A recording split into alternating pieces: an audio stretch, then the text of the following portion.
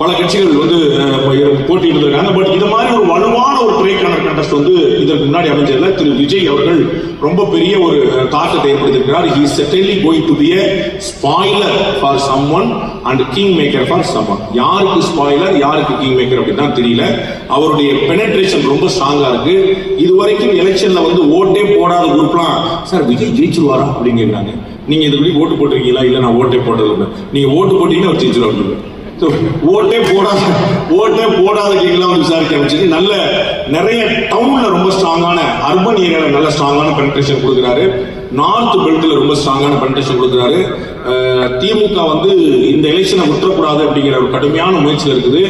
திமுகவோடு தேமுதிக சேர்ந்தது அப்படிங்கிற ஒரு பெரிய அதிர்ச்சிகரமான விஷயமா இருந்தது. ஏன்னா உங்களுக்கு தெரியும், திரு விஜயகாந்த் அவர்கள் உயிரோடு இருந்த வரைக்கும் திமுக கூட சேர்ந்தது இல்லை. அவர் வந்து தனியா போட்டிட்டு இருக்கிறார்.